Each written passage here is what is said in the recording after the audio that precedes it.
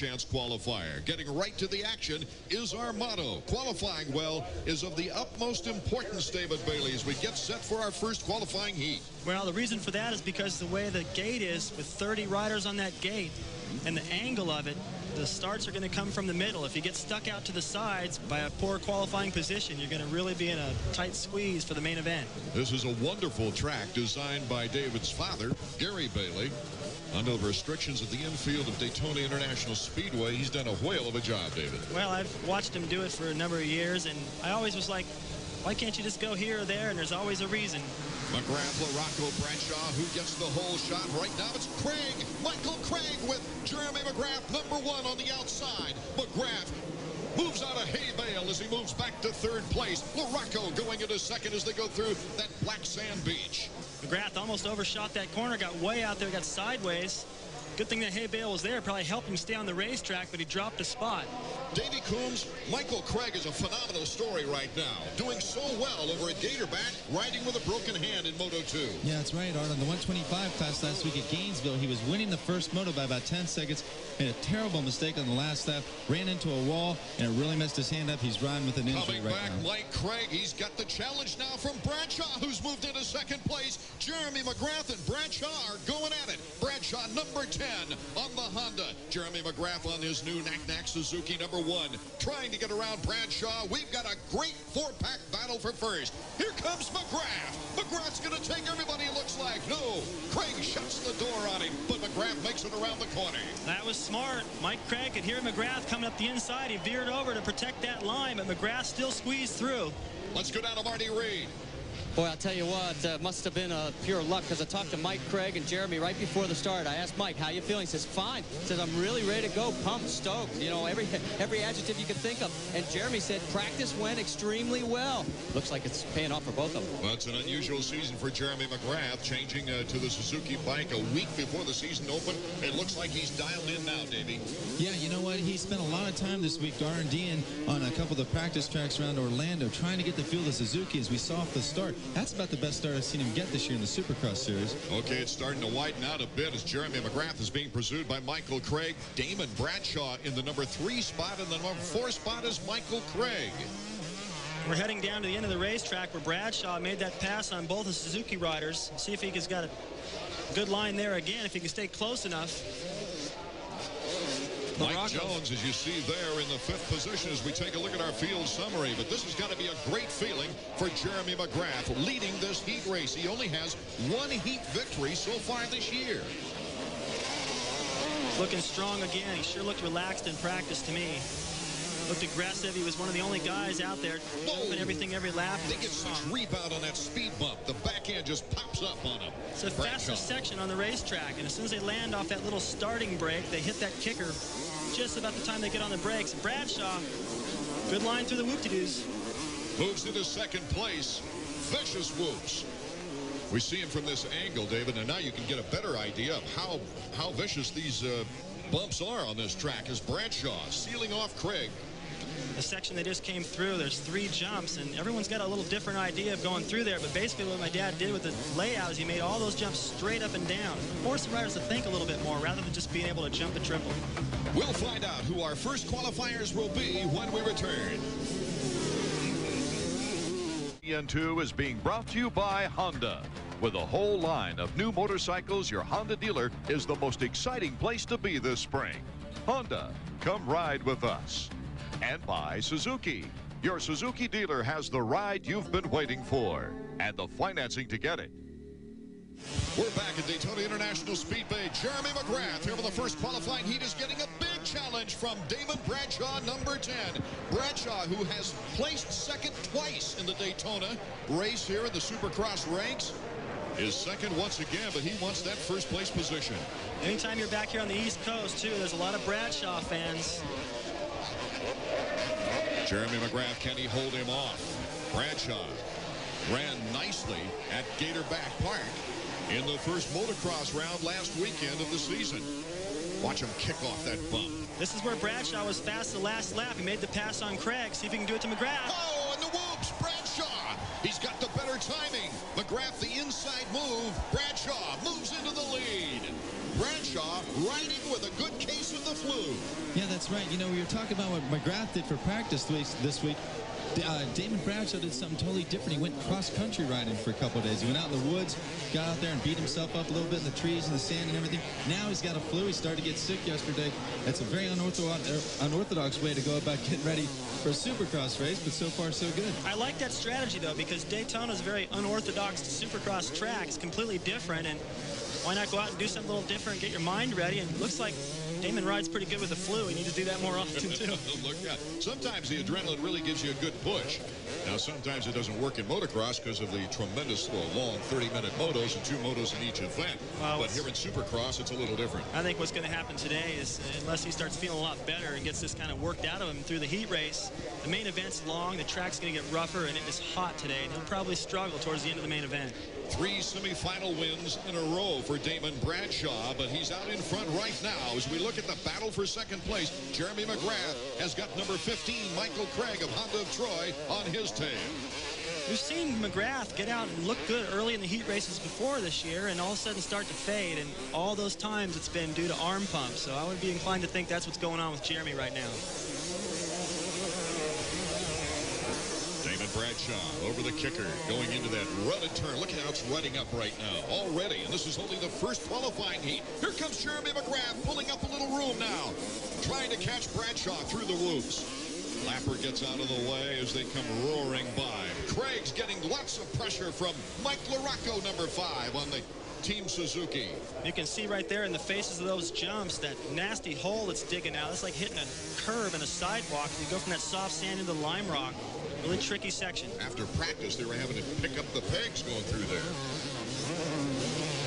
Michael Craig, number 15, number 5, Mike LaRocco, and that is the battle behind Bradshaw and McGrath. You know, after Craig threw that moto win away last week in Gainesville, it seemed like he might, you know, he's a very fragile guy. He gets really upset, he gets really nervous, he thinks himself out of more races than he thinks himself into. But he came back in the second moto and got third and said he feels really good. Again, I'm curious to see how his hand works out because he didn't get to ride that much this week with the Honda Troy team. For Cliff Palmer fans, he's in 5th place, number 23, sneaking up on some of the big names right now. McGrath following Bradshaw in 2nd place, and here's Michael Craig in 3rd. What a great shot. Look at the concentration now. A steady head as they go into the corner. You can see how close he is still, too, to McGrath. And even though he led early, it's you know, you don't like to drift back to 3rd, but still, he's right in the race. He's very close, and that gives you a little bit of confidence. If you get past and they pull away, well, then you sit in the pits before the main event. You don't know what to do. But here he's going just as fast as everyone. Damon Bradshaw, number 10, taking care of the lappers very well on that Manchester Honda. A 9th, a 16th, an 11th, a 13th, a 10th, and a 7th previously in Supercross action so far. It'll be interesting to see if he can come back in the main event with such a performance. You know, I had a chance to talk to Damon before the race. We were talking about the very first weekend of the season in Los Angeles. We fell in the second turn. I asked him, Damon, how would your year have been different if you hadn't fallen then and been up there with Albertine and Henry and those guys? He said everything would have been different. The only thing missing in his game plan right now is confidence. That old confidence is gone. He says if he could just win one race, he'd be the old Damon. Well, this would be a good one to win right here. Working his way. I didn't really even notice where he was in the first turn. I was so busy looking at McGrath. It looked like he almost went off the racetrack. And here comes Damon around McGrath and LaRocco, works his way into the lead. This will give him a great boost of confidence before the main. Also a great starting pick for the main event. Would that be something for the numbers fans, too? It would be Damon Bradshaw's 20th win on the 25th year of Supercross here at Daytona. Actually, they've only run 24 races in the 25 years. They sat out in 1972. Mike LaRocco, number 5, has always done fairly well here. Let's go down to Marty Reed, trackside. Yeah, I'm down here with Mike Andrews. Mike, don't you guys wish you could run every race at Daytona? Yeah, he's looking real good today. So hopefully, he's been sick some this week. Hopefully he'll have the strength to hang on. What makes him so good at this track? He's just such a technical rider, and he's a pretty strong rider. He just likes it down here. Oh, he's doing real well right now, guys. And here comes Jeremy McGrath. Look out. Don't give up on McGrath, even though this is a qualifying heat. The lapper gets out of the way in time. Here comes McGrath in the whoop section. Oh, Bradshaw holding his own bar to bar. Bradshaw was trying to get around the outside of that corner and get back in front of him. It's so slippery right there. There's such a variety of surfaces here at Daytona. Bradshaw has the opportunity now to stay close enough to McGrath, maybe in the lapped riders, take advantage of a situation near the end. It was interesting in practice, Davey Coombs, to watch McGrath taking apart the segments of the track and experimenting with what he can do, like he did last year. Yeah, that's one thing about Jeremy. It's always hard to see him tie together a really hot lap. In Supercross practice, he doesn't do it. A lot of guys like to get behind him, see where the champ's going and everything, but McGrath just doesn't put in the laps. He puts in the sections, he breaks the track down, goes from there. Well, he looks like 100% better on this Daytona track than we've seen him all season long. Jeremy McGrath. Look at him zip over the 4 whoops. Bradshaw on the finish line jump that time, landed clear off to the left side, almost went off the racetrack. Still charging, trying to keep the pressure on Jeremy. It appears Jeremy has found his second wins, found his rhythm. And look at number 15, Michael Craig. He's putting a move on number 10, Damon Bradshaw. It's McGrath, Bradshaw, and Craig here in our first qualifying heat from Daytona International Raceway.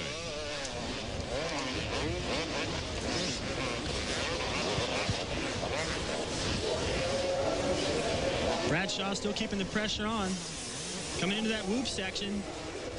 It's been a seesaw through there. One time Bradshaw's quicker, the next time McGrath's a little quicker. They both take the inside. It depends on the momentum you get out of that corner. You can see how slick it is. Bradshaw leaving a big peel out coming to that corner. In practice, McGrath was going to the outside of those whoops every time. This time he takes another line through them, and Bradshaw drops back to about 6 bike lengths. Well, right now he's trying to protect that inside line because Mike Craig's in there pretty close.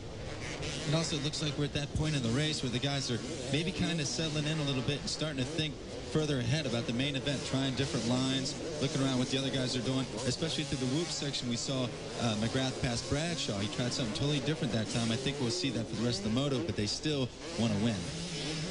Michael Craig riding with a broken hand that he broke in a crash in Moto 1 of Gatorback last week. Number 15 taped it up tight as a drum thanks to Jeff Stanton's wife Sarah. White flag. We've got the final lap underway now. Jeremy McGrath, and still not far away, number 10, Damon Bradshaw behind him on the Manchester Honda. Now it looks like Bradshaw and McGrath have both pulled away from Craig and LaRocco. Looks like it's going to be a 2-man battle for that last lap.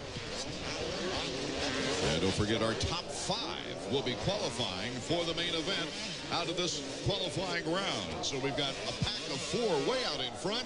You have to go all the way back to more than half the track before we'll find number 5, and I believe that is still Palmer. McGrath's still in control. He's got a couple of lapped riders he'll probably have to contend with before the finish line. Coming to that whoop section, that's where a lot of things have happened here. Surprised to see Bradshaw taking that inside. I thought he might go wide, try to get a run at him. LaRocco making a move on number 15 in the whoop section right now. You see him on the inside of the whoops. Catching up with Michael Craig. Maybe touching the rear tire, but unable to get the angle to get in front of Craig. Still no change out in front. Number 1 leading number 10. McGrath and Bradshaw. Bradshaw's still close, but McGrath very rarely makes a mistake, and that's what it's going to take from here. He doesn't have far to go to the finish. Of course, you don't want to go down at a time like this, but how important is it for LaRocco, gate position-wise, to get 3rd place instead of 4th? Is there a difference there? There will be a difference because there's 3 heats, and as they pull him out of each heat, they stagger it, so he'll go 3 positions further back by finishing 1 spot further back. Here's the checkers for Jeremy. The 2nd time this year he has won a qualifying heat. Will that transfer over to the main event? We'll be right back to Daytona International Speedway after this. McGrath, Bradshaw, Craig, LaRocco, and Palmer have qualified for the main event after our opening Supercross action. Marty Reed's trackside right now with the winner. Yeah, very happy, Jeremy McGrath. We talked a little bit before the race, and you said, man, things are really going well today. It obviously did in the first heat. Yeah, my bike was working perfect out there. We need to just take a look at what I did and kind of see if we need to make any changes. But I think basically I rode pretty good. I just need to ride a little more loose. Were you surprised about Bradshaw? Yeah, he made a good pass. I mean, he had a few different lines than I did. It's pretty tough out there. You know, there's a lot of rough lines, and Damon snuck by me there. Any arm pump? You got enough left for the main? Oh, I have plenty for the main. I just need to. The heat race was the nervous one. The main event's the easy one. No, you can tell it's a little humid down here. He's a little wet, but sounds like he's going to be ready for that old main event. And look at the great crowd on hand here at Daytona International Speedway. Filling that grandstand, we see number 4, Steve Lamson, number 18, Jimmy Button. A couple of the riders here in the second qualifying situation now. We have more gate positions soon to be filled in our second qualifying heat. David Bailey, it reminds me here, the Suzuki track map of a short motocross track. Well, it's completely different from any Supercross, and there's not enough time in this show to talk about all the different obstacles that has been put into this racetrack. A few new sections. They've got a mogul section here.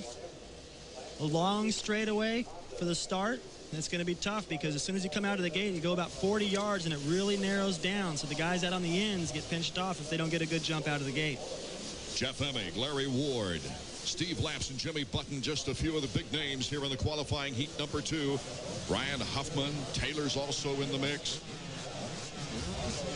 Starting to get nervous down there, David. Now remember, the riders are nervous always. You can never shake that no matter how long you race. And Jeff Stanton has won here 4 times, and he has been glued to the side of Steve Lamson, I bet you, all week, giving him every pointer he possibly can to try to get Jeff or Steve up on the podium. We'll see if he can do it. Steve Lamson, of course, Team Honda still looking for their first win on the season. Lamson with a great start. Right alongside is Emig. Emig number 3 on the Kawasaki. Lamson will have to take second place. Jimmy Button right behind him.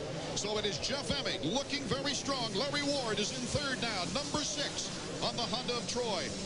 A battle for the lead is underway. Jeff Emig just doesn't want to give it away to Steve Lamson, and he takes it out in front. Jeff Emig not giving Lamson any room as they came through the mechanics area just a moment ago. Lamson almost went into the banners. That might irritate him a little bit, fire him up, force him to get around Emig. Larry Ward, once again, early in the races, all year long, has been so strong. Lamson putting the pressure on Emig, showing him a wheel. Lammy maybe getting some confidence out of the motocross action in the 125s at Gatorback Park, Davey. You know, he was yet another guy who was sick last week. A second motor in the 125 class. He faded back to 5th. I talked to his wife, Cammie, who would like everyone to know that she is now with child. And congratulations to the Lamsons. Anyway, she said that Steve was putting a lot of emphasis on this race. The Supercross Series is breaking down into the second half, and Steve's got to do some numbers for Honda. Emig, Lamson, the top 2. In a battle for 4th is Kerry Hart, number 154. 27 is Ryan Huffman in front of Kerry Hart. That is the battle for 5th. You can see how deep those berms are getting now. They're not even berms anymore. They're just like troughs, dragging the foot pegs through there. It's going to get deeper as the day goes on. They'll try to repair it as much as possible, but it's going to get deep. And there's another new section for 97. You're not able to dig a pit in any of the stadiums, but here at Daytona, you're able to dig down about a foot or 2 and create some really different obstacles for the riders. Well, your dad really went a long way in imagination this time. Now he wanted to do something different. Pits to fall into. He said he went back and watched some videos from like 1983, 1984 when the racing seemed really good and close, and wanted to bring some of those old obstacles back in and see how the riders could handle it now. Jeff Emig out in front here in our second qualifying heat. The run for the checkers when we return to the Daytona Speedway. We're back in the midst of heat number 2 qualifying for the Daytona Supercross. Art Ekman, David Bailey, Davey Coombs, and Marty Reed bringing you the action. This is the leader, number 3, Jeff Emig. Emig is being hounded right now by Steve Lamson, number 4. You know, it's odd. Emig is a very good motocross rider. He won the 250 Nationals last year, but he's never placed better than 4th here on this track. That was back in 1995. Well, he's due to do a little better than that, I think, and the season he's had so far this year has got to be by far the best season he's ever had. Winning a couple of Supercrosses already, winning the National last weekend. He's on a roll. I saw him in a radio show yesterday, and he's confident, cool, and unlike a lot of the other riders, he went home before this race. A lot of the guys stay down here, so I think he's ready. For 3rd and 4th, Jimmy Button trying to make a move on Larry Ward. Jimmy Button. He's looked pretty strong in several events this year. Yeah, Jimmy and the whole Chaparral team really need to get a good ride on their belt. Maybe get someone on the podium. Back to the lead. Lamson putting the tire on Jeff Emig. It's unfortunate he got so close to him in that section because there's nowhere to pass right there. That's probably the only section on the racetrack where you just have to wait your turn. Let's go to Marty Reed. Well, guys, you were talking about Jeff Emig not winning here and not really doing very well, but right before the race, we were talking, and he says, you know what, and he's the only rider that I could find to say this, and your dad's going to be disappointed. He thinks the track is actually a little bit easier, at least for his style of riding. He said the week off really did him well, felt good and comfortable, felt like it was ready for him to take the checkered flag. Here comes Lamson, trying to show him a wheel. What a great battle for first place here in our second of 3 qualifying heats. Lamson's doing everything he possibly can to try to keep the pressure on. It really, what it looks like it's coming down to me is the start. If Lamson could have kept that whole shot, maybe the situation would be reversed right now, but it's obvious they both have the same speed. Maybe Lamson right now is a little quicker. How can they handle the lappers? If Emig makes a mistake, Lammy's right there. Lammy puts a foot down in the sand. You know, you have to give Emig a lot of credit. He is a great defensive rider. I mean, he almost borders sometimes on being dirty, and he's gotten that kind of rap before. But if you watch, he just uses a lot of track. Yeah, that's right, but he holds his line, and you know, he owns both sides of the banners. Well, when you're in the lead, that's your right. You can go out and protect your line, and Emig's been known to protect it, like Davey said, everywhere. But here's another look, Dave. This is where Lamson got very close to that mogul section. Lamson getting almost caught up in the banners there. Emig able to hang on. Lamson with a couple of qualifying heat wins this year, but is still struggling. 57 points off the leader after 5 rounds and trying to get back into the points race. Number 4, Steve Lamson. This is that far corner. As they come out of that corner, there's a triple there, and it's been very tough. First practice session, a lot of guys having trouble with it because it's pretty far across there. It's close to 75 feet. You don't get much of a run out of it. As I already pointed out, that sand gets chewed up. You don't get, it's so rough to the face. It's hard to get a good drive at that triple. Ryan Huffman still showing well here in our second qualifying heat as the leader out front, being tested by Steve Lamson. You get a glimpse of the great crowd here at Daytona International Speedway. I think it's the best crowd we've seen, well, the entire week. I don't think it's numbered this many fans. You know, the weather's perfect here today. Sometimes I wonder if that doesn't hurt the crowd here at the beach just a little bit. I mean, it's great to go sit in the stands and watch motorcycle races, but then again, might be something over at the beach worth watching. Oh, how can you say that? Quoted by Davey Coombs. Lamson's still right there. Jeff Emig, though, looking so very cool with a newfound maturity. It seemed like after that one win in St. Louis against Jeremy McGrath, something went click in this kid's head. Well, as soon as you believe that you can win, as soon as you do it, get that taste, it's a little bit easier to do again. And a lot of these guys, mentally, I think it's really what it's coming down to, and trying to visualize how you want things to go. If you're second all the time, it's pretty difficult to visualize winning, and now he's got a clear picture of that. He's been doing a lot of it. Lamson just coming off a heavy case of the flu last week at Gatorback Park. Still won the first 125 moto. Didn't fare as well in the second, which could test for his weakening condition. But Jeff Emig with about 2 laps, less than 2 laps to go now, with about a 3-bike lead. This might give us another chance to watch Jeff Emig's roadblock technique. And one thing to keep in mind for the main event, he's the only guy here on the Kawasaki team. We lost Damon Huffman right after his Atlanta win with the ankle injury. And then this week, Ryan Hughes decided to go home a few days early. He stuck around after the Gainesville race, but he tweaked his knee in the second moto. So Jeff Emig is the only guy in the whole big Kawasaki truck. Okay, let's go to Marty Reed. Down here in the mechanics area, Mike Gosler, the head man for Steve Lamson. The last 2 times by, the first one was, the sign said elbow, and the last one said get personal. What do you think that means, guys? We may see some elbows flying and maybe a little bit of red paint on that green bike before the end of this heat race. Not much time left. Emig is tough. And Emig is trying to pull a lead. He'd sure like to get a lead and maybe study the racetrack a little bit, try to get things dialed for the main, relax a little, but he just can't. And Lamson just keeps keeping the pressure on, and just like in the first heat, racing is close. Ryan Huffman in 5th place out of Roseburg, Oregon. Ryan's best performance of the year. If the racing continues to stay this close through the heat races, I think we're going to have a fantastic main event. And what we're seeing right now, I think, is Lamson maybe in a lot of places on the racetrack, not everywhere, but a little quicker than Emig. And Emig's holding him up. So that usually indicates that maybe a little bit one line here and there and tough to pass if Emmig's taking the fastest line, but that's going to change by the main event because that line's going to start getting rough and they're going to have to find somewhere else to go. And here, unlike the other Supercrosses, they don't work the track and make it all nice and smooth for the main. Coming out of the far western turn and headed for the finish line jump, Jeff Emmig and Steve Lamson 1 and 2 take the white flag. A final lap now of our second qualifying round on a gorgeous sun-baked day here in Daytona.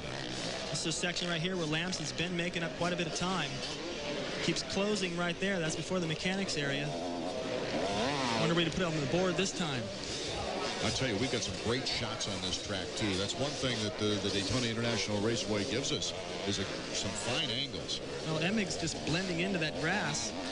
Some camouflage. Kawasaki green, is that the Kentucky style grass they've got? Jimmy Button having a good ride. Well, Button's had an interesting season for the Chaparral team. Has not placed very high in the main events, but has been very competitive most of the way. Here comes Steve Lamson within a bike length. And now they go through the whoops. One of the most important places on the track now to establish your lead. And Lammy is right there. Jeffro trying to move it out here on the speed section. Goes for the triple. I haven't seen anybody go the same way through that whoop section twice all day long. Every time they're in the middle, then they fade off to the right. They're so slick. It adds to the trickiness of how they're staggered at an angle. I think that's a great section. We're going to see some passing there later on. You know, go through and think of that S turn right there. It's like they're going down into a cavern right now, Davey Coates. Yeah, that hole's digging deeper and deeper. And, you know, the way this track breaks down, it gets so dynamic and everything. I can't wait to the main event. See 30 guys out there. Those people are going to be everywhere. Some of those corners, we might lose a bike or two. Well, normally you get down to the plywood. Here, you're going to get down to water pretty soon. Here comes Jeff Emmig. He takes the checkered flag. And Jeff Emmig, the winner of our second qualifying heat. More thrills and spills of Supercross coming your way.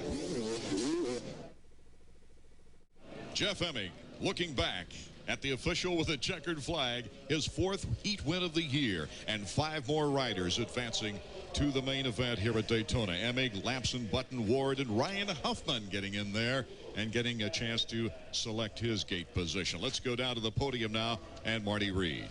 Yes, and a very happy, a little bit tired Jeff Emmig. And you said before the race you thought this was a little bit of an easier track than before. Do you still feel that way? Well, it's just a different track. It doesn't really flow well. And I definitely was uncomfortable in that race. I had pretty decent times. I could see my mechanic Jeremy was giving me pegboard signs, but I didn't feel that well.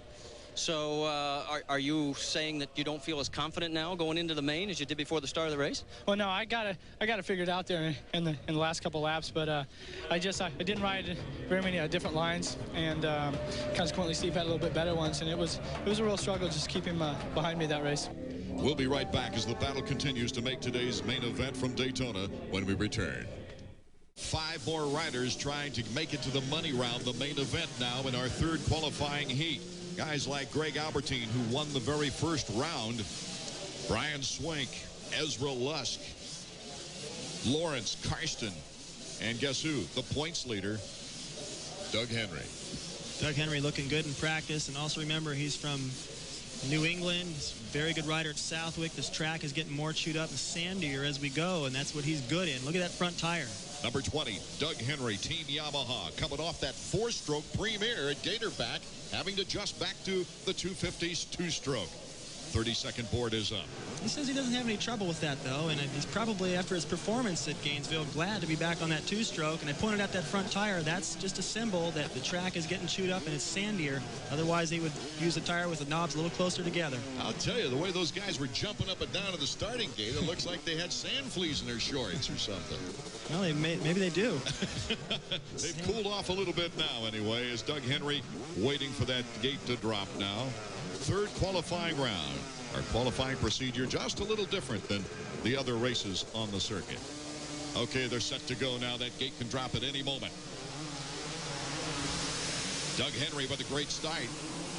And guess who's out in front? Doug Henry. Ezra Lusk looks to his left and moves into second. Brian Swink right in there from nearby Gainesville. Phil Lawrence to the outside of him, trying to work his way into a spot. Albertine also got a good start. He's up in there. But it's Team Yamaha leading this one so far. This looks pretty familiar to some other heat races we've seen this year. In fact, Henry's first win, these two guys went 1-2 in the heat race. I can tell you, I know Doug is glad to be back on the two-stroke after last week, but he got good starts on that four-stroke. It's a little heavier and everything, but it did seem to mess up his timing on the start. The rest of the track we'll get a chance to watch and see if the transition had anything to slow him down with. Ezra Lusk, an interesting story. He was looking like a contender after the first 2 rounds in Los Angeles. Then he ran into hard times. He's been running well, but just not consistent. Now, he's had a tough time, but he's certainly been fast. Albertine on the inside, number 8 on the Suzuki, trying to cut in front of Swink, and finally gets good drive off the berm. A good battle underway now. Swink, Lawrence pursuing Albie. Albie able to pass both Swink and Lawrence, and was able to triple. And you know, both those guys that got all fouled up before that and only able to double, so he already opened up a little gap on both of them. Albertine's a lot like Lusk, as you started to say. He got off to a good start. We thought he'd be a contender for the title, but he's got fast laps. He just doesn't have fast races. You can't put them all together. Well, he's a lot like Albertine and Bradshaw, I think, and Ryan Hughes. All these guys, I've said this before, they try really hard. They give it maybe a little bit more than 100% at times, and they take chances, and that's what you got to do if you want to win. But they've been a little unluckier than some of the other guys and just gone down at the wrong time in the race. Lost a lot of spots, had to always worked their way from behind, but they certainly are on pace. The blue and white of Team Yamaha, 1 and 2, Doug Henry and Ezra Lusk. Ezra would really like to get the credential of a heat victory here, despite the fact of being teammates there. Right, not only have they gone 1-2 in heat races before, but twice this year they've each won their respective heat races. The battle for first is on. Ezra Lusk from Bainbridge, Georgia. Doug Henry from Massachusetts way. And Lusk puts the throttle down. Lusk with the good inside move, but who can get to the... Yes, Ezra Lusk got to the rut in time, but here comes Henry. Back and forth we go. Oh, what a battle between teammates. In third place, Albertine, pretty lonely right now, as Lawrence falling back with Swink. The camaraderie over at Yamaha has been really different than most of the other teams. These guys get along so good. I've seen them out in practice a lot together. They share lines, and I bet you right now they're probably having a little bit of fun with each other. They're going to learn a lot, too. You don't see anyone swapping paint there either. I've noticed these two guys are riding together a little bit differently than what we saw Emmett and Lamson do. Well, it looked like it was more of a one-line situation out there when Emmett and Lamson were out there. But these guys are a little more creative and looking for different lines. Obviously, there are places to pass. I can't remember a qualifying race this year in 6 previous rounds that hasn't been outstanding bar-to-bar battles.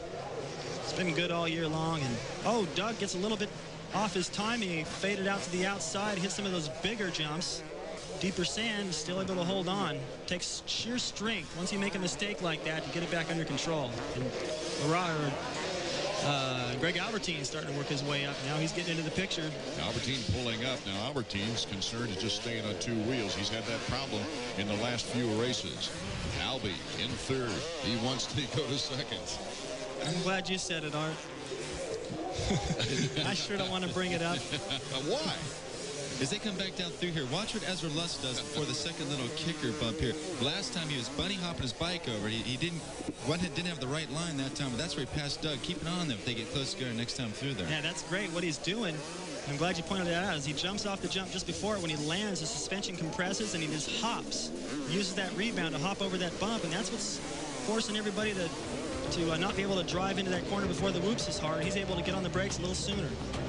We'll be right back to Daytona International Speedway after this.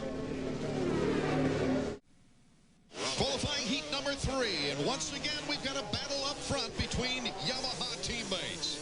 Doug Henry and Ezra Lusk have been going at it tooth and nail. Henry has the edge. Albertine not far behind in third. As they go to the whoop section, let's see who times it the best.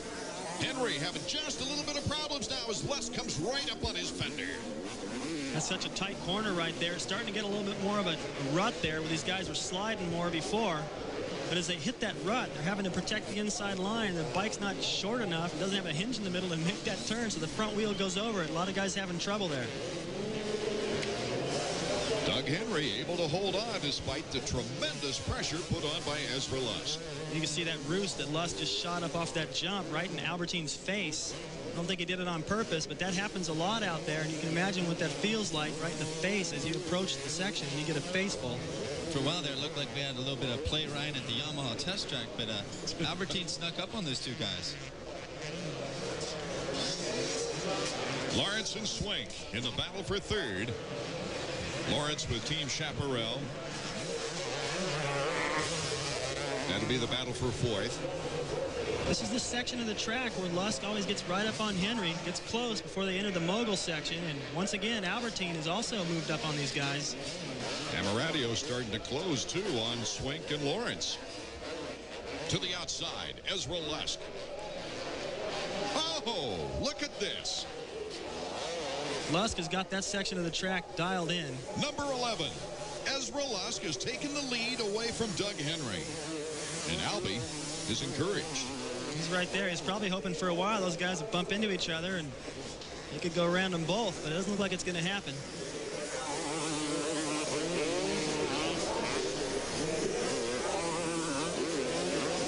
Out in front, Ezra Lusk, Doug Henry, and Greg Albertine. And Swink and Lawrence are going through a tremendous battle behind them. Already, it looks like Lusk is starting to open up a bit of a lead. Maybe he was just studying Henry's lines, and now he's going to get out there and pull away because he's got a few faster ones. He's figured out where Doug's fast, putting it all together. Also, Doug's forced to ride a little bit more defensive now because here comes LaRocco. Marty, can you get with us? Well, guys, I'm down here with Ian Harrison. Ian, your guys sort of in the catbird seat watching these two Yamahas battle. Yeah, and right now I'd be really happy just for a qualifier, but it always boosts the confidence to get a good result, so I'm hoping that he gets by them. Better get your board out there so we go, oh, he had a little side action there, and we missed the signal. We were going to tell him it was 3 laps to go. I don't think he would have seen it anyway. Yeah, he's battling with those guys right now. I think his concentration's fully on them at the moment. Well, we'll see if he can pull it off, guys. Did I say LaRocco? You said LaRocco. Albertine. These guys mixed up. Doug Henry and Albertine going at it right now. Guys, Doug Henry came into this season with a great mental attitude and a lot of obvious rehabilitation because of the back surgery, but in great physical condition. But after he's taken the points lead, have we noticed him maybe losing a little bit of strength toward the end of motos, toward the end of races? Well, I think there's a lot of things that might play into the reason why he's slowing down. One of them might be, of course, the development of that 4-stroke. But I'll tell you, another thing is he's dealing with the Jeremy McGrath syndrome right now. He's got a big bullseye on his back. And every guy who comes up behind him and passes him, he's going to work extra hard to pass Doug Henry, which in turn makes Doug Henry work extra hard. It comes with the points lead. Because when Doug Henry got the points lead of the 125s, it was later in the season. I mean, he was always gunning at someone else. Didn't win the 125 first race until Atlanta that year, and then he put a tremendous string of victories together to take the 125 Supercross title at that time. I think Doug has definitely realized that this is a long season. He doesn't have to win every race. He's trying to be very consistent. Looking down is Greg Albertine, so something might be wrong with his bike now. What a bad break for Albertine with only a couple of laps to go. Can he hold on to a qualifying position? Look at, he's kicking at it. I don't know, that's the shifting side. Maybe the foot peg, sometimes they run through these deep berms and the foot peg folds up. You get a bunch of sand packed in there and it won't fold back down. Maybe he was trying to kick it and get that sand loose. That's all I can figure. I've done that before. At least he's fortunate enough to have enough room on Phil Lawrence, the 4th place rider, where he can maybe nurse that thing in. It doesn't look like it's anything that's going to stop the bike completely, but he can kiss Doug Henry goodbye. We've got a confirmation from the track that dirt has stuck in that foot peg, so you're absolutely correct, David Bailey. And it's probably of the sandy variety, which packs in pretty tight. Yeah, it gets in there wedged, and I think that sand would just fall out, but it's that wet sand packs in there good. Especially with that speed bump he just went over. Here's Ezra Lusk, our leader. And for Ezra, this is quite a boost for him. He did win a heat in Los Angeles Coliseum as well as at Seattle. So it's not unknown to see number 11 come across the checkered flag waving. Yeah, he's had some trouble, though, this year in the main events. Of course, in the Los Angeles second round, he did great. He finished second right behind Doug Henry. But I'm convinced he would have won that Seattle race if he had thrown away by himself. He was so fast in Seattle. Won his heat race, looking fantastic in the main event. The white flag in the breeze here in Daytona. The final lap for Ezra Lusk, who's got to be even more focused now than ever before. Doug Henry in second place still has a little room on Albertine, and then a long space back to Phil Lawrence. It's so frustrating to know that you have the speed, especially like you said, Davey, in Seattle. I mean, I haven't seen anybody have that big of a lead that early in a main event all year long, and to throw it away like that, not get the results that you know you're capable of. But with this heat race win here, things are looking good. He's going to get a great pick to the starting gate. Look at kicking that dirt loose has helped Albertine, because he's really putting the heat on Doug Henry right now. We've got a battle for second place on the final lap. I think I told him to blow that kiss a little premature there. I didn't think he was going to get the dirt kicked out. He's all over Doug right now. Doug doesn't look like he's on his game. Not at that end of the racetrack anyway. He keeps having trouble down there, and these teams have spotters, they have video, and he'll go back in that semi and watch the video and try to figure out what's going on down there in that section of the track. And for the main event, it'll be a little different anyway. I'm sure Doug will get it all ironed out. Ezra Lusk with a 5-second lead on Doug Henry in second place. Albertine now falling back again. I know at Gainesville, he pulled his shoulder out of socket in the second minute. He had a terrible crash early. He tried to keep going as much as he could, didn't work. The state of Florida has been horrible to Albertine. We've seen him bust his shoulders in Orlando. We've seen him crash and break wheels at Gainesville. Daytona last year, he had a couple crashes. It just continues for Albie. Well, he's due to have a good one. Lusk doesn't have far to go. Win this first heat.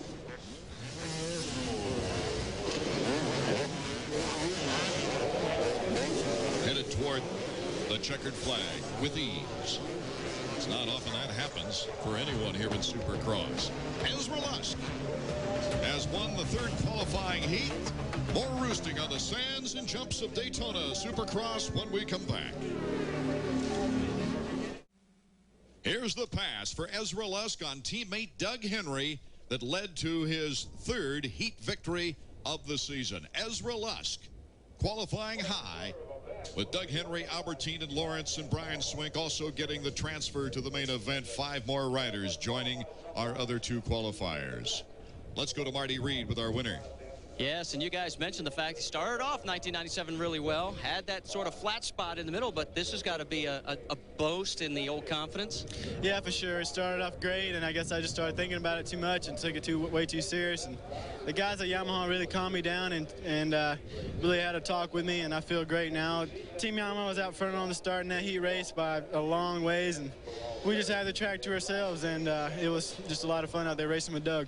Any changes you're going to make as far as strategy or on the bike for the main? No, if you've seen out there the last few laps, I really slowed down, just trying to save energy, trying to save this water I got in me, and just eating right and trying to be strong for this main event here today. Well, we'll see you in the main. Go get another drink. That's one thing you have to deal with in the outdoors of Daytona is the heat and humidity. A recap of semifinal action and more when we return. Welcome back to Daytona International Speedway, Daytona, Florida, for round number 7 of Supercross action. I'm Art Ekman, along with Davey Combs and David Bailey. We just completed the semifinal rounds. Corey Keeney winning the first. But, gentlemen, history created right here on this track is for the first time in contemporary years anyway, or for the first time that we can remember, a 4-stroke has made our main event. Well, that thing's going to be a little bit more of a handful to ride. It's got a lot more power, different kind of powers, a little bit heavier on this rough track because of the lap time. It's going to be a long main event, but I think he's just so excited to be in the main event, he won't think about being tired. Davey, the fans really loved it. Yeah, we could hear them stomping their feet on the bleachers down there. There's something about a 4-stroke that the fans just love. They like the big boom and sound of it, and Lance Smale certainly deserves it, coming so close several times earlier here in the Supercross series. We've had a slug of injuries lately on the Supercross tour. Well, it's been unbelievable, the amount of guys that have gotten hurt this year. It's really been a big blow for Kawasaki, Ryan Hughes, and Damon Huffman. You see it there at the top. And Mike Kudrowski, a 3-time winner here. Unfortunately, he can't participate. Kevin Windham with that ankle. Of course, he's riding the 125 West, so that's not a big blow, but he's going to try to get healthy for the outdoors. Just like in road racing, Daytona is a unique track for Supercross. There's no question about it. It's longer. It's more like a motocross. And it is a unique prestige about winning Daytona, David. Well, especially if you're a Honda rider, because they sponsor the event, and it's been amazing to be part of that experience. Fortunately, I was able to win one here in '84, and because I was here for so many years watching my dad build this racetrack, that was a special win for me. And, of course, Jeremy McGrath winning last year. Mike Kudrowski, a 3-time winner. Jeff Stanton has won more Daytonas than any other, 4. Let's go down trackside now. Marty Reed joins us. Well, somebody has a sick sense of humor, guy. I mean, think about this. Palm trees planted firmly in the infield portion of Daytona International Speedway. You'd think you'd be on holiday, right? Well, this track has proven to be anything but. Take a look at the jumps first off. Hard-packed limestone. So hard, in fact, that right where the transition occurs, where there's soft, grassy type soil that has been chewed up, well, it is now getting a bunch of divots right there. These riders are saying, hey, it's giving us some extra kick. Then when you get into the mogul section, take a look at this. This is how rough it really is. I'm going to step down, and I don't know how much you can still see of me, but this is what these guys are having to work with. Now, think about this. It's 20 laps for the 125s, 30 laps for the 250s. They're just doing this like this. And by the way, David Bailey, the guys down here have asked me for your father's address because they want me to send that address to them so that the dentist bills can be forwarded to your father. Good luck, huh? More from the sun-baked Daytona Speedway after this. Flashback takes us to the Silverdome, 1990, and at the start it was number 9 Johnny O'Mara with the hole shot with heavy pressure from Damon Bradshaw. Going up into the stands early in the race, Bradshaw to the inside moves around O'Mara and into the lead. And it looked like Bradshaw was starting to pull away when a mistake on this double jump coming up short gave O'Mara just enough room to squeak by back into the lead on the inside. And then came number 1, the defending champion, Jeff Stanton, the hometown favorite around Bradshaw and putting pressure on O'Mara for the lead. O'Mara goes to the outside, Stanton to the inside. Side by side over the finish line jump, Johnny only can do one thing, protect the inside line. He does it, Stanton squares the corner and takes over the lead, and the crowd went wild. And as O'Mara began to drop off the pace, Bradshaw picked it up, challenging Stanton late in the race. Side by side over the finish line jump, Bradshaw does the same thing to Stanton that Stanton had done to O'Mara, squaring him off and taking over the lead. So it was Bradshaw adding another win to his streak of 5 for the 1990 season, while Jeff Stanton held on to second place. Welcome back to Daytona International Speedway. Treadwell, Karsten, and Atsuda secured the final gate positions for today's 250 main out of the last chance qualifier. And right now, the younger 125 Eastern Region riders are on the track getting ready for their 3rd race of an 8-race chase to the Eastern title. And we've got a 17-year-old Supercross rookie making some big waves, guys, number 70. It's been a really great swing down through the excuse me, down through the southeast for Ricky Carmichael. Started out with that win in Atlanta, and then he just blew everyone's minds in Gainesville, which was basically his hometown track last week in the 125 National. He went 2-1. He passed a lot of good guys. Second moto, he flat gone, ran away. If he can tie in this race, it'll give him a sweep of the southeastern swing. Suzuki starting grid, as you see there. You pick out your favorite riders. It should be a very competitive contest. They took a long time getting around the track, David Bailey, surveying this thing on the parade lap. Now they're going to have to start putting a time limit on that. It's going to get dark before these guys find the lines they want, and the track changes so much here. I think this is one of the few tracks where lines could make the difference of the win. Let's bring in Marty Reed. Well, guys, Ricky Carmichael stunned his team. They were happy if he would have made a top 5 at Gainesville. And, of course, as you guys mentioned, he won it, and he was devastating in his heat race. John Dowd got down early, came back to qualify very well. In fact, from down here, the talk is maybe Dowd's the only one that has anything that can handle Ricky Carmichael today. Not in the lineup, of course, Chad Putterson, who crashed in the last chance qualifier. Brian Deegan and Michael Brandes from the western side are taking advantage of the new 125 rules. That's right. This would be the only time in their career they get a chance to see Daytona before they get in the 250 class. If they come back here, if they're not in the top 10 in the points in their region, taking advantage of that, something will help them out in their career much later on. John Dowd leaning over number 14, getting ready for the start now, alongside of Scott Sheik, number 29. And the gate has dropped on the main event from Daytona. The 125s are underway. 112, Stefan Roncada gets bumped by Dowd in the first turn. They both go down. Carmichael jammed on the brakes right there, couldn't stop. He got sandwiched. Brandes also going down, and Roncada. So that's going to be an exciting battle watching those three work their way through the pack. Boy, they really rammed into each other, and Casey Johnson Carmichael trying to bend his handlebars back up. It makes sense. He's already lost time. Might as well get that bike back straight before he tries his challenge to the front. Pro Circuit's Pingree is out in front. What a wonderful break for Pingree. I tell you, everyone's been talking about Carmichael. All the swirl going around the Pro Circuit truck's been on Carmichael. But right now, Pingree, his teammates, finally getting a chance to shine in the spotlight. Jeff DeMent after a very fine qualifying heat race, number 50 in second place. But here comes the local favorite, Tim Ferry, number 22. What an opportunity for both Ferry and John Dowd, who's not far behind him. You can see Dowd right there, just at the tail end of this pack coming through the whoop section. Whoa, you can see how slick it is right there. Pingree getting a little sideways, front end washing out, but Carmichael was so fast in that heat race, so far gone. Everyone's been pretty much betting on Carmichael. Now he's dead last. These guys have a great opportunity to win this thing. You know, we didn't mention David Pingree earlier because we were talking about the 250 class. Pingree has a broken finger. He's also got that to deal with, plus the fact that he's never seen this Daytona track as well. You can see he's got a little handlebar protector like what they use when the tracks get real rocky to protect that hand on the throttle side. Pingree, of course, last year breaking a right femur and then tore the ACL in his left knee in the same accident. Dowd moving up a spot. He's got to stay in contact with Ferry, and he's got Sheik right behind him, too. This is shaping up to be a great battle. Sheik getting around number 85, Jimmy Neese on the Suzuki. So what a battle we've got shaping up after the tremendous first turn crash. Back to Daytona, the 125 main event. We have a new leader. Tim Ferry has just passed David Pingree, number 57. Ferry in first place. Boy, would this be a great victory for Ferry, who's had a tough time this year. I think he's done this right. He's patient. He knew what was happening behind him, and you can see that Dowd is coming. He knew the time was now to get into the lead and put Pingree between those guys. Hopefully that'll take Dowd a little longer to get up to him. By a tough time, I mean a tough time getting on the top spot of the podium, because he started the Supercross season now with 2 second places.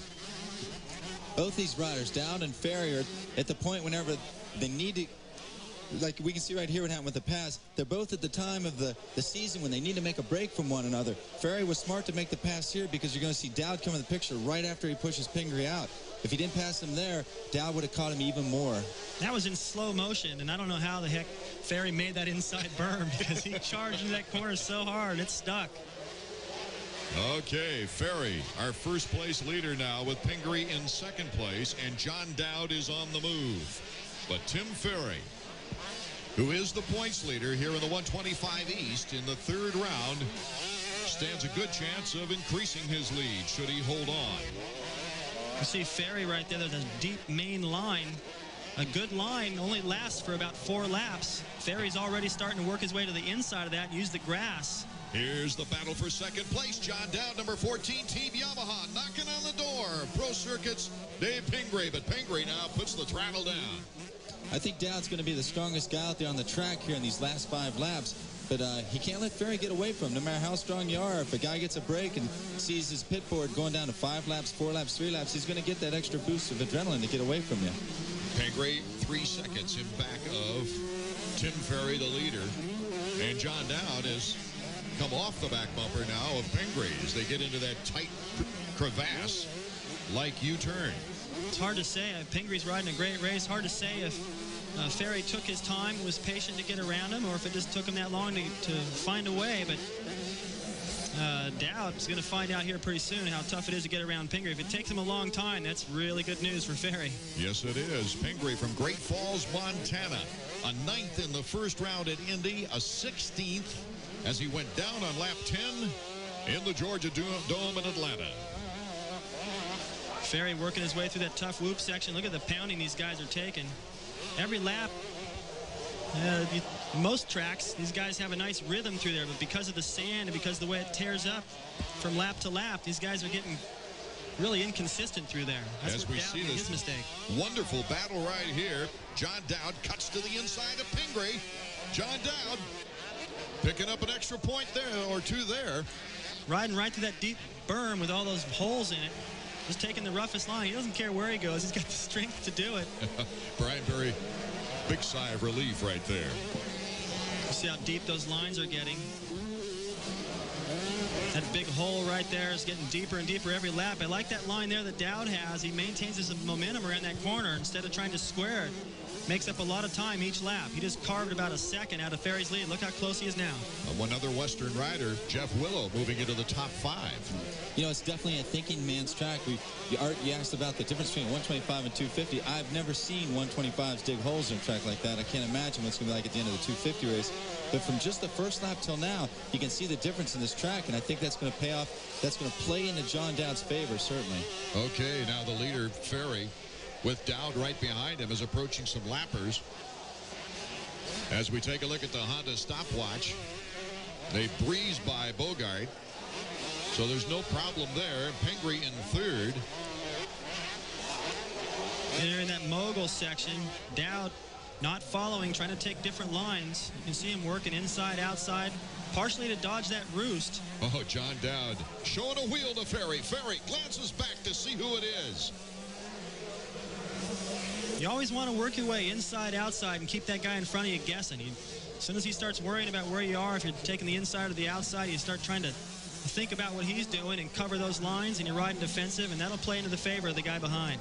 Dowd having a hard time getting out of the rut, coming out of the whoop section, and Ferry has a little bit of breathing room.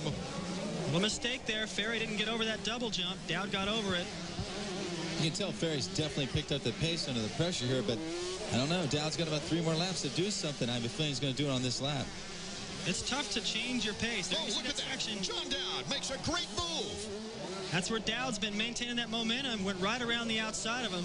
Let's see if Ferry can. Oh, Ferry's already looking over his shoulder like, who's next? That's not a good sign. Not a good sign at all. John Dowd, what a great move by Dowd. He won the first race of the year for the 125 Eastern Division with a win at Indianapolis. Took a 4th in Atlanta, but a remarkable recovery from a 13th start, and Dowd goes off the track. Well, he was careful not to gain any time by doing that, but you can see he had to regain his composure out there on the pit lane where it was smooth. Missed a few of those jumps before he got back on. I know he's careful, but I have a feeling we're going to hear about that one later on in the pits. Yes. The lap time, 1:41. A 20-lap main, or 15-lap main, rather, for the 125s. With that lap time, is going to take a long time to get this over with. John Dowd once again harassing Tim Ferry. I wonder how much confidence Ferry has in holding him off and where John Dowd might be able to make his move. I hope he holds him off till they get back to that other section where he made that pass, because that's one of the best passes I've seen all year. Big momentum going wide, trying to get swing off the bank and into the whoop section. John Dowd so strong, taking on bar to bar Tim Ferry. John Dowd, another pass. Can he hold on to the lead and not go off the track this time with time running out for Tim Ferry? Well, they're both still getting over the triples, over the doubles right there. Ferry's trying to stay close, but it looks to me like he's done all he can do, and Dowd, it's just his day. Sometimes you get a guy catching you like that, he passes you, and you get a second opportunity, and he passes you again, and that just ruins all your confidence. And it may be that right now Ferry's just going to have to play it smart and settle for second and hope Dowd makes another mistake. And this game is so much based on confidence, not just physical ability. Yeah, you know, last weekend in Gainesville, John Dowd was riding the 250s. He was the best guy on the track when he came to passing, and that was he was forced to do it. He had terrible starts, never gave up. We saw that here today. So far, if he can just point toward the checkered flag and keep going, he's going to get himself a good win here. Top 5 remaining the same as we take a look at the leader, John Dowd. What a fine race this has been after that first turn melee. Dowd looks so aggressive in practice. He went out and just attacked the racetrack right off the bat.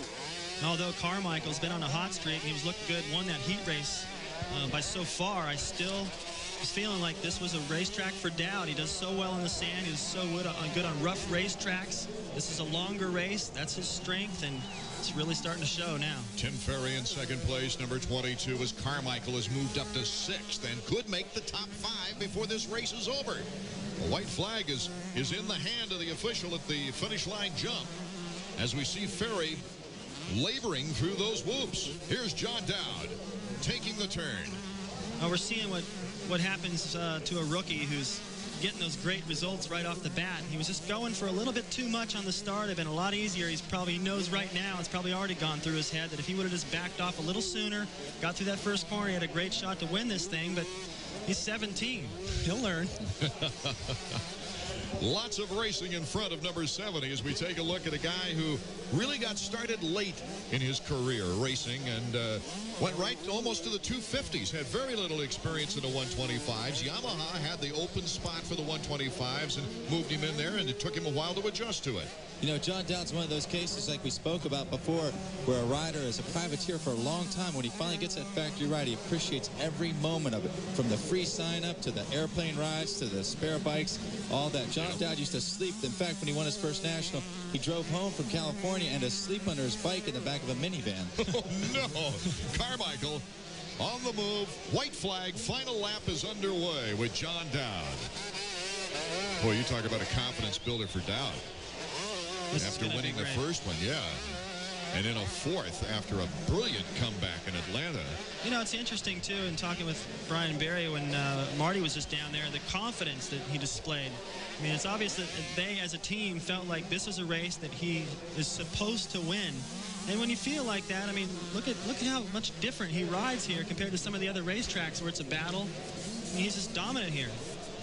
If you get your head into it, your body will follow a lot of times because all these guys are talented. The talent is so much similar. These guys are all capable of a lot of the same things. And when you believe in yourself. Pingree, who was our leader in the early going, is still in third. He's still got a podium spot.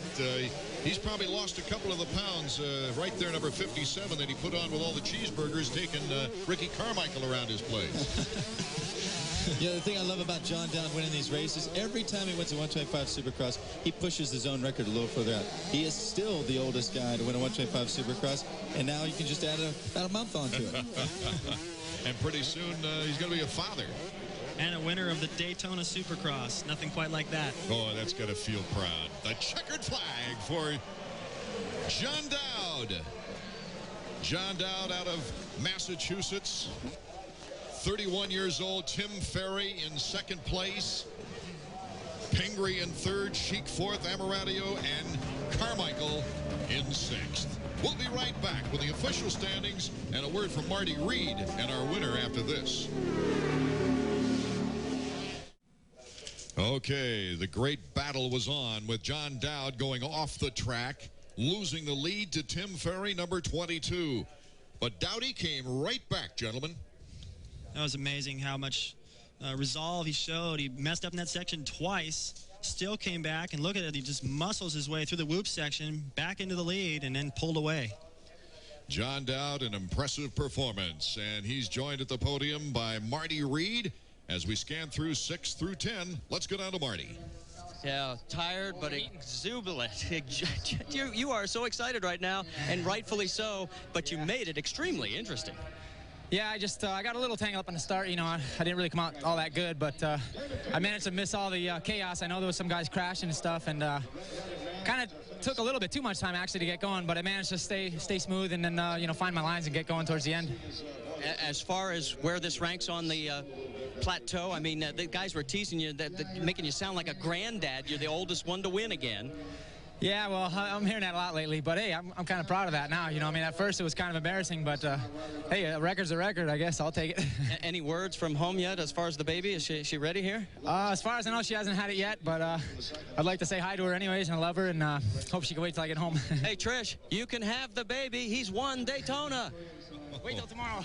Oh, Marty. The log jam atop the 125 Eastern Points race is still there. John Dowd, though, moves into the lead. A 2-point advantage over Ferry. Pedersen not qualifying, crashing in the last chance qualifier, not making the main event, takes the drop, and Roncada moving into third. But it was John Dowd's day here at Daytona. The winners shake the champagne. The young to sip it, but John Dowd certainly can, and pose for the photographers.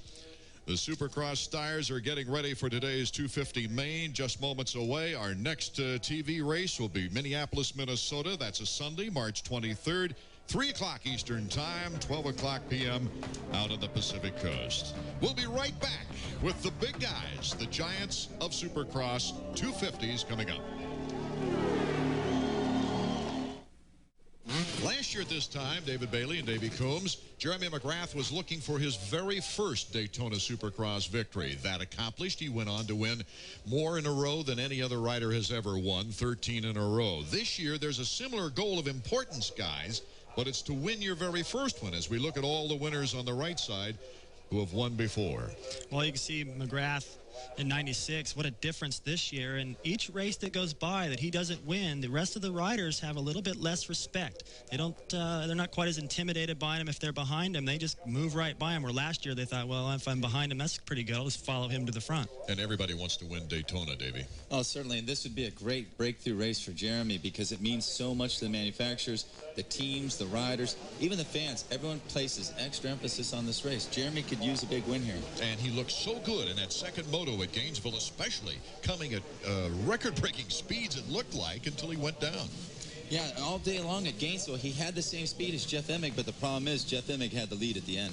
Marty Reed, as we look at the starting grid, the Suzuki starting grid, any comments from the trackside? Well, I checked in with Jeremy Albrecht, Jeff Emig's mechanic. They made no changes. They were very happy with the bike. And Wyatt Seals, the head man for Jeremy McGrath, he said we changed a little bit in the suspension. Didn't say what he'd do. What do you think he would do in a situation like that, David? It's hard to say. Jeremy changes a lot of things, a lot of times between the heat and the main, and no one ever really knows what that is. Maybe we could get that from Skip. The track gets so much rougher here. A lot of guys tend to go with a little bit more compression so they don't go through the stroke so much in some of these deeper holes. There's also a lot of sharp holes out there. There were only 3 sweeps in the history of Daytona by one brand. And that was by Honda, and you were part of one of them, David Bailey, back in 1983. Bob Hanna, O'Mara, Bailey in third. 78, they had a sweep.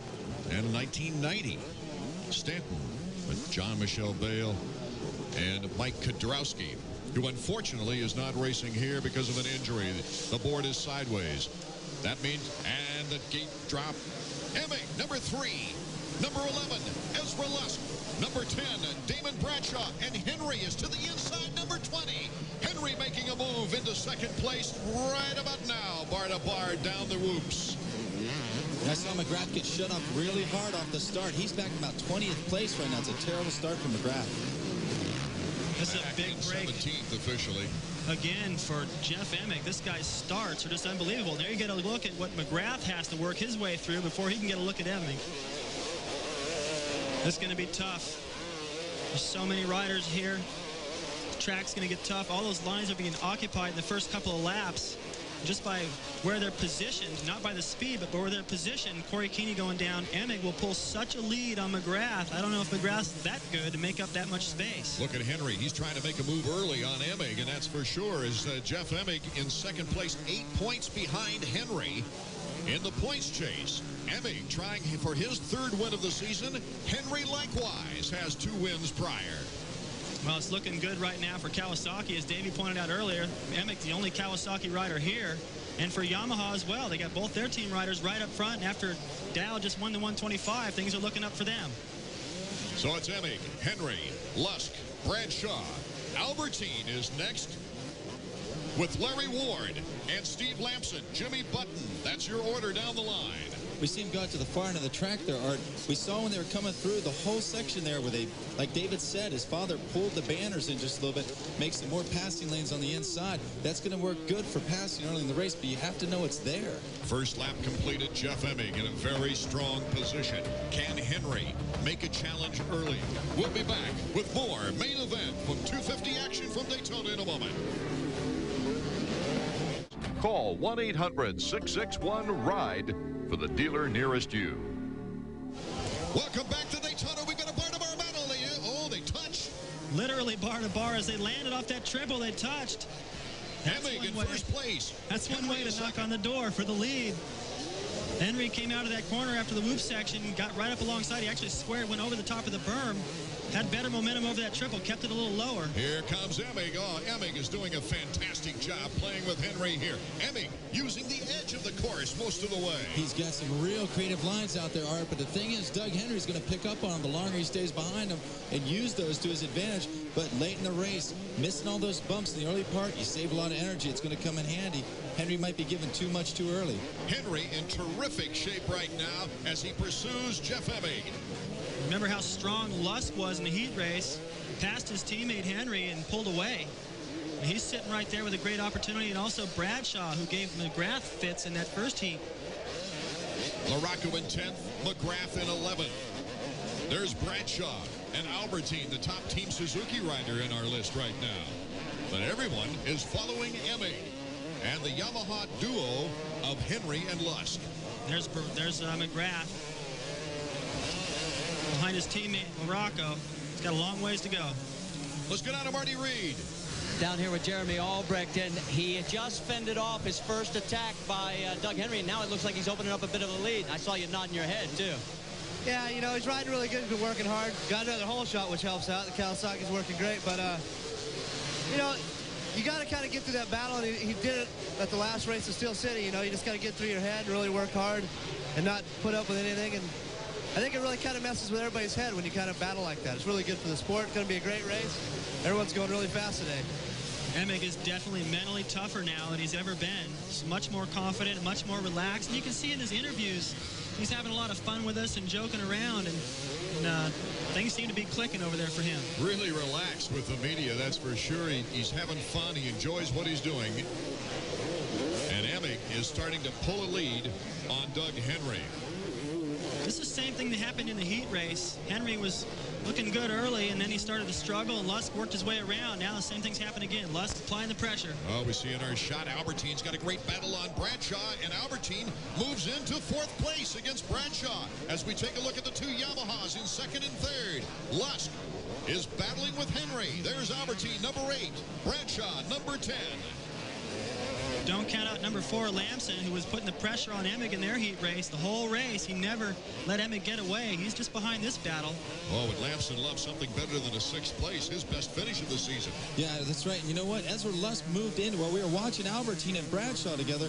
Lusk went around Henry, moved into 2nd. I wonder if he's going to get up there and take a couple stabs at Emig. Well, he does have the speed, but does he have the control enough as he hops, hippity hops through the first few whoops and then takes him skipping over the top?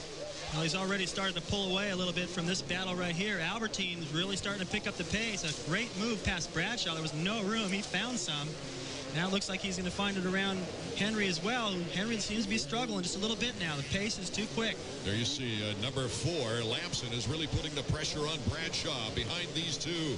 Oh, what a great battle behind Emig. I hate to leave the leader alone, but he's Lusk doing a good job. Looks like Lusk may have just gone down just as they went to that corner. Ezra Lusk having his problems as Henry and Albertine trying to catch up with him. Albertine makes the move. Greg Albertine, who won the first event of the season, and here comes Henry right back. Oh, what great racing. Albie got him back right there. Albie pushed him out, had a good solid line. Albertine in 1 lap passed both Yamahas and Bradshaw. He's in 2nd. Let's see if he can go after Emig. Well, it's been a surprise every week. How about Albertine coming back and winning another one here? He certainly looks like he can do it. There's plenty of time, that's for sure. I really believe in Greg Albertine. I do, but I got to tell you what, watching him on this Daytona track, it's like watching a porcupine play with a balloon. It's going to end at any second. Too many traps out there for Greg. Let's go to Marty with Ian Harrison, Albertine's mechanic. Well, we're working over here with Ian. You know what these guys just said about your rider? They said it's like a porcupine out there with a bunch of balloons. He's got so many traps that could come up and bite him. What do you think? He's riding hard. He's riding fantastic. I'm really happy. I hope he keeps it on 2 wheels, and right now he's just got to keep the charge on, keep focused, and I think then he could pull it off maybe. Still got a long way to go, guys. Marty, we've got a great battle going on. Lamson, number 4, is just past Bradshaw in the battle for 4th place. Whoa! Lammy wants to get in there. Bradshaw's riding a great race. He rode good in the heat race. Remember, he's sick. and he may just have to pace himself, ride smart here, and get a nice finish up front. And that may also be the difference between a works bike and a production. You know, getting back on that 125 for the outdoors, I can't help but believe that put him back into a natural, confident feeling, Davey Coombs. Oh, sure it did. You know, we've talked about this before, and guys, when heat races or semis, a win is a win. But with Lamson, he needed to give Honda something. He needed to bring something to Honda and say, look, guys, we're still in charge here. We still got a chance, and do something. And Gainesville offered him that opportunity. A Suzuki Field summary we just saw, and what a battle is underway behind Jeff Emig, our leader. Notably absent from the field, of course, because of injuries, Hughes, Huffman, Pashone. As we told you later, and the young Kevin Windham will be right back as the race for the Truckers continues from Daytona. Welcome back to the 250 main event from Daytona International Speedway. Art Ekman, David Bailey, Davey Coombs, and look at number 1, Jeremy McGrath, trying to put it on his former teammate, Doug Henry, number 20. McGrath has made an unbelievable charge. In fact, you talk about riding on the edge. Number 1 has done it here, Davey Coombs. Yeah, that's right. We watched that whole lap. We watched Jeremy McGrath, and he's going really hard. He's charging. He's moving up on Henry. He's 7th place right now. Plenty of time left to get a podium spot. I'm telling you, this is maybe what Jeremy needs to get his confidence up. But, David, how many times are we going to have to say that? Well, we've been saying it pretty much every week. That's the worst start McGrath's gotten all year. Sometimes that's what it takes to really get you fired up. He's riding so aggressive. Looks like he's riding angry, taking chances. And there's time enough for him to catch Emig, and don't count out the fact that when Emig gets into lapped riders, he's going to get held up quite a bit. That's going to be the advantage of all the guys behind. Our leader is Emig, Albertine, then Lamson, Bradshaw, Lusk, and Henry. And Jeremy McGrath trying to make his way up through the lappers now. He's taking his teammate LaRocco with him. I don't know if you've noticed, but he's gotten up there too. Jeremy McGrath just really open throttle right here. Let's go down to Marty. Down here with Wyatt Seals, after the dismal start, he's really charging hard. Does he have enough time? Well, the best I can figure, we got about 13 laps left when they come around. I mean, there's a long lap times. This thing's like an outdoor national, so I want to believe he's got time. He's got a good pace going right now. We got faster lap times than Jeff. Just got to kind of keep our fingers crossed on that deal. I'll tell you what, guys, the way he's going, if he doesn't go down, at least he's going to make the podium. Yes, in a podium, he's done quite well this season. 4 podiums in 6 races. Here is our leader, Jeff Emig. Emig slowed down his pace a bit, David. Well, it looked like he slowed it down a little bit, or Albertine was gaining. It's hard to tell which, but Emig has kept that gap about the same for the past couple of laps. I think he was probably trying to find a comfortable pace, came around the side of the pit board, noticed that Albertine was gaining, picked it right back up, because Albertine has not gained anymore. Also, on a track like this with so many lapped riders, this is one of the bad things about being the leader. They don't know they're being lapped. You're the first guy that comes through. After that, they kind of have an idea when second place comes through that, hey, I got to get out of the way. But Emig being the first guy through, he's got to carve a path through all that lap traffic. Jeff Emig's best performance ever here at Daytona. He has never made the podium, and right now he's looking pretty good for his 3rd win of the 1997 season. Now, he's so solid. He's got so much confidence now. I think we're starting to see a little bit in Jeff Emig what we saw in McGrath last year. You just start winning, you get that confidence, the starts. He just gets every start, it seems like, and if he doesn't get the whole shot, he's 2nd or 3rd, works his way into the lead. Mack is now in 5th. He seems to be in control right here. I'll tell you what, if he holds on to this position and Henry keeps going backwards like he is, we're going to have a new points leader. Larry Ward now putting the heat on Henry as we take a look at Jeff Emig, and let's see what the board says if we can. Keep charging, it says. Well, that's a good idea. Keep him focused. Keep him charging. He's capable of going fast. He knows he's in shape. Like I said earlier, he went home between Gainesville last week and this race to stay with his program, continue his training. 4 seconds is all Jeff Emig has on Albertine. You can see right there what Davey just said. A lapped rider didn't realize he was coming, and that let Albertine chop about 3 seconds out of his lead. What an unbelievable upset that would be if Albertine came up like this. I didn't mean to jinx him earlier with the comment about the porcupine, but I'm telling you, he is making some good laps. Our Honda stopwatch is underway, and there you see about 4 seconds, 3.5 to 4 seconds between 1st and 2nd. We'll check out the lap times now as we see Lamson, who has fallen back a bit. Here's Lusk, number 11, and there is Jeremy McGrath. Mike LaRocco going right with him, like you said, David. He is, and McGrath is picking up positions, but that 15-second interval between himself and Emig has stayed the same for the last few laps now. So although there is a lot of time left, anything can happen. Jeremy isn't gaining that much time on the laters, if any at all.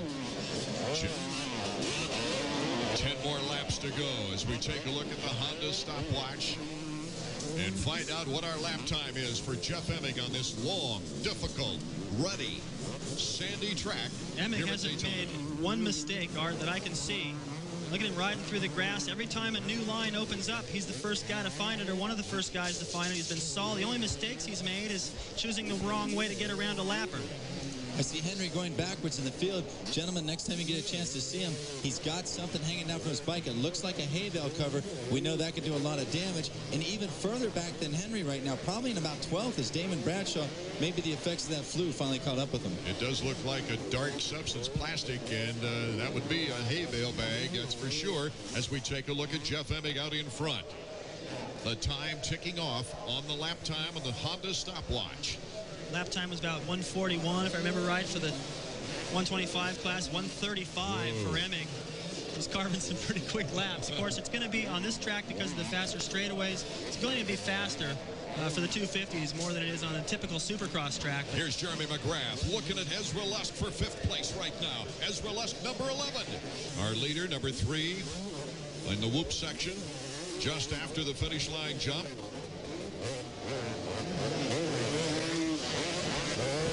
Emig still picture perfect. Concentrating, making sure that he doesn't make a mistake behind the lapper. It's surprising this late in a race on a track like this that he's got that much confidence and that much. It looks like he's on the first lap still. He's riding really smooth. Let's go down to Marty Reed. Down here with Steve Butler, Ezra Lusk's mechanic. You gave him a good, solid fist. He's held off Jeremy for 3 laps. You happy right now? Yeah, well, I'm hopefully that he doesn't see that it's Jeremy and just sees Lammy ahead of him, because at this stage, it's whoever can stay the most aggressive with the least amount of mistakes, and hopefully he can do that. You think he's fit and strong enough to go the distance here and hold on? He is. I guess, 20 laps here is definitely a lot more than anywhere else, but if he can stay loose like this, that's very important. He can last. Yeah, he wants to make the podium. Here comes number 11, coming in on Steve Lamson, number 4. Lamson in 3rd place, Lusk in 4th, McGrath in 5th, LaRocco in 6th. They're all moving up with that tremendous speed battle. Yeah, you know what? When we were listening to Steve Butler talk to Marty, we saw Jeremy McGrath in the picture go off the side of the track, miss a couple jumps. You're allowed to do that in Supercross racing as long as you re-enter the track at the first possible moment available to you. You cannot make time. You cannot make positions. You saw Jeremy do a smart thing. He could have just gunned it, raced right across the grass, but instead, you have to hold back. 6 laps remaining. Jeremy McGrath, do they have enough time to catch? I don't know. Something drastic would have to happen to Emig to pick up enough time, really. But this battle for 3rd is very interesting as we take a look at the Suzuki Field summary. Jeff Emig, Albertine, a wonderful performance by Albertine. Lamson, Lusk, and McGrath are top 5. Lusk, and trying to fight off Jeremy just a lap ago, moved up right to the rear fender of Lamson. Now they're starting to close in again. Jeremy really keeping the pressure on. Different lines everywhere. I mentioned earlier that maybe it was a little bit one line in some of the heat races before this track got worked in, but that one line gets rough. Now you can see there's 3 or 4 lines everywhere. Going through what looks like shell rock, actually. It's almost feels like compressed sand. There's a lot of different surfaces, and your tires work good here, and then they don't work good there, and you have to be able to react to that and be very versatile. And the toughest guys seem to come out on top here. Bob Hanna's won here. He's tough. Kudrowski, of course, is tough. And also Stanton won here 4 times. There goes Lusk. Moving into 3rd place. Looks over at Lamson to see if he might have enough room to get into that first rut. McGrath now will be pounding on Lamson to move up another notch. Ezra Lusk Boy, it's good to see him stay upright and be so competitive. Not letting Jeremy McGrath bother him. Here comes McGrath giving the challenge to Lamson. He can't quite make it by. Yeah, that's the thing about Lust, though. Remember, he didn't stay up. He went down once already in this race. Right. So he's making a really nice comeback. And there goes Jeremy right there. Something seems to be wrong with Lamson's game plan here. Maybe he's getting tired, too. The effects of the cold. Again, I hate to use that so many times, but a lot of guys down there are sick.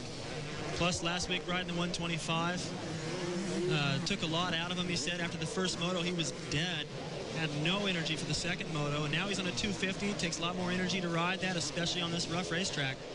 Mike Gosselaar putting out the sign and really trying to give his rider some encouragement to take his mind off his flu and the cold ills that he has. Here's our leader, Jeff Emig. Emig just looking flawless. Look at him tuck it right around that tire. He doesn't want to take a chance and get into that rut, starting to get deeper and deeper. Looks like the lead fluctuates here and there, and it perhaps just depends on guys making mistakes. Next door, Daytona International Airport. They got a free seat up there. Be the only free seat in Daytona. Now, I was just saying, look at Albertine trying to, for a smooth line. He's like moving that thing out of the way. Get out of here. I need to get over there in the grass and miss these holes. Looks like he's starting to get a little bit tired. Emig is so strong. Albertine, that great opening season win, and then dropped to 8th, the 10th, and 8th, the 5th, and then 15th with a big crash at Atlanta. This is going to be a moral victory for Albertine should he stay on the podium. Jeff Emig just looking strong, great conditioning, confident. He looks like the champion. Now, this race for third still isn't over, and it'd be great to see Jeremy have come from so far back to get that position. You see, he charges into those whoops better than anyone. And the thing is, a lot of times you either get fast through the whoops at the beginning or the end, but Jeremy's tying in both things. He's going through those whoops faster than anybody. 3 laps to go. If Jeremy McGrath wants to make a move on Ezra Lust to get on the possible podium there in third, he better do it soon. Whether Lusk holds Jeremy off or not, this is still an outstanding ride for him. Remember, he went down. Anytime you go down in a race that's already longer than any other race on the season in terms of a Supercross and try to regain yourself and have the energy to fight off the former champion, that's outstanding. Look at this battle with Jeremy McGrath and Ezra Lusk at tremendous speed right through that area. He's going to go the long shot with the lapper in front, picking up valuable time on Ezra Lusk, but can he get around that lapper? 371 is Thomas. Yeah, I'm sorry. And also, you saw one of the guys he lapped was Damon Bradshaw. It looks like he's going to call an afternoon early.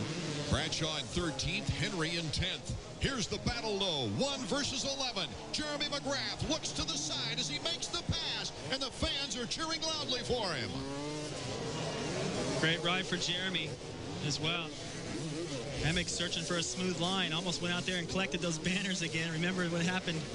This was Indianapolis, where he had banners in his wheel the entire race. He's getting ready now for the white flag. It is waving as Jeff Emig comes across the finish line jump. Well, that is a great feeling, especially when you turn around and look and see that you got a pretty big gap, which is now starting to shrink. Look at Greg Albertine. He has really picked it up this last lap, last-ditch effort. This would be the 5th win here at Daytona for Kawasaki, and that doesn't include any of Jeff Ward. Ward never won here. Probably the greatest the greatest rider never to win at Daytona. Jean-Michel Bale never won. Damon Bradshaw never won. Michael Rocco never won. But Jeff Ward stands out, especially with those 4 second-place finishes. Maybe he's the Dale Earnhardt of Supercross. Well, this is the important fact right now for Jeff Emig. This would be his first Daytona victory. For Emig, it could be his 5th career Supercross victory, his 3rd of the season. Jeremy McGrath in 3rd place. What a courageous ride to the podium.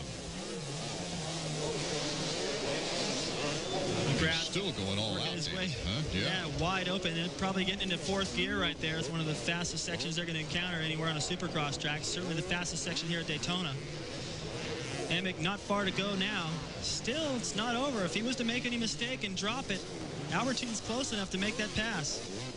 Well, I'm so impressed with Greg Albertine, and again, didn't mean to jinx when I said that, but maybe I should say that every time, because it seems like I say he's going to win, he goes down. Yeah. Jeff Emig, of course, trying to keep a string of sorts alive. He won at Phoenix, was 4th, and then won again, and then came 2nd place, and now every other race, Jeff Emig, the checkered flag. Jeff Emig did not like his qualifying heat race. He said, hey, I had great times, but I didn't feel good out there. It'll be interesting when we come back to hear from Marty Reed as he talks with Jeff Emig to see how he felt during this one, winning the Daytona International Speedway Supercross. Has been brought to you by Honda. Between now and May 31st, you can get a great deal on a great bike during the Honda Ride-Off. Honda, walk in, ride off. And by Suzuki. Your Suzuki dealer has the ride you've been waiting for and the financing to get it. It's only a matter of time when #1 Jeremy McGrath will win a Supercross this season. He came from near last to make this pass on Ezra Lusk to make the podium in 3rd place. His teammate Albertine in 2nd, and Jeff Emig becomes the first 3-time winner in the 1997 Supercross season. Albertine, McGrath, Lusk, LaRocco are top 5. And what a great performance it was for Jeremy McGrath, and the top 3 for that matter. Ezra Lusk hanging in there after going down, taking a 4th place finish. And Marty, I know the gentleman you're with right now, who has just taken over the points lead of the 97 season, is rather pleased to be talking with you. Yeah, in fact, it's hard to get first for Jeff Emig, but do you like the real estate up here? Because this is the first time you've ever been on the podium at Daytona. Yeah, I never have really had a ride at Daytona where I've been really happy, but I am extremely happy about this ride. You know, Kawasaki and Bridgestone gave me the bike it needed to get right out front, and then I rode that thing to the end. Whole shot again. You're just cashing in all that 1-900 money. Yeah, I would like to thank 900 Pro Race for all that whole shot money, and man, I can't say enough about my bike and my mechanic Jeremy Albrecht and everybody on the team. They're working real hard for me, and it's really paying off. We're having a great time doing it too. Just yes or no? You want to take that money and sort of buy this real estate permanently here? Well, I said yes or no. I think it'd be a real small spot that I can get here at Daytona Speedway, but I'm more than happy to win here in front of all the crowd and to have my name up on that plaque. He's got enough to buy the platform that we're standing on, guys. Yeah. I guarantee you. Well, put it with your bank account, Marty. He could buy the whole city. Whoops, I'm sorry. As Doug Henry went backwards on the racetrack, he's also come off the points lead, of course, as Jeff Emig now vaulting into 1st place in the 250 points race after 7 rounds. Jeremy McGrath also sneaking up, and that could be a very interesting situation. Next week, we'll be coming to you from the Metrodome in Minneapolis. So long, everybody.